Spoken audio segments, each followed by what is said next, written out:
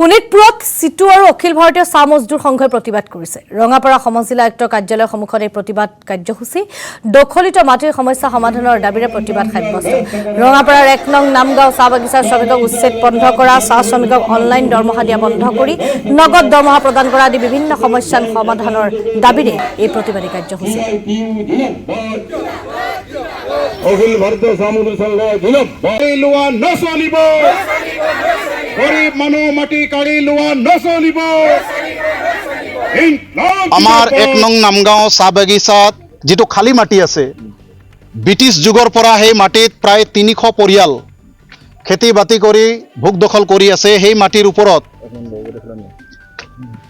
চেঁচা চাহ বাগিচাৰ কৰ্তৃপক্ষই সেই মাটিটোক পুনৰ লাগে বুলি তেওঁলোকে দাবী কৰি এখন পত্ৰ প্ৰদান কৰিছে।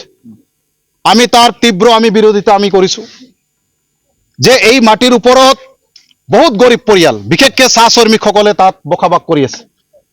আৰু এইটো এপিজে টাইমৰ পৰা যেতিয়ালৈকে এই বাগান প্ৰতিষ্ঠা হ'ল আমাৰ ইয়াত এপিজে এম্পায়াৰ এণ্ড চিংলো, তেতিয়াৰ পৰা এই মানুহবিলাক তাত ভোগ দখল কৰি আছে। কিন্তু এতিয়া আমি শুনিবলৈ পাইছোঁ ২০২৫ চনত তেওঁলোকে খাজনা কাটি লৈখিনি নতুন কোম্পানীয়ে চান্দনা টি ফেক্টৰী কোম্পানীয়ে এতিয়া তেওঁলোকে এই মাটিটোক চকু দিছে।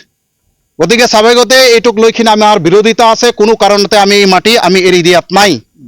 এই মাটিক বিনস্বাৰ্থেই চাহ বাগানৰ কৰ্তৃপক্ষই এইটো এৰিব লাগিব আৰু গৰীব পৰিয়ালক চৰকাৰে দিয়াৰ কাৰণে তেওঁলোকে ব্যৱস্থা গ্ৰহণ কৰিব লাগে। আমাৰ ১ নং নামগাঁও চাহ বাগিচাত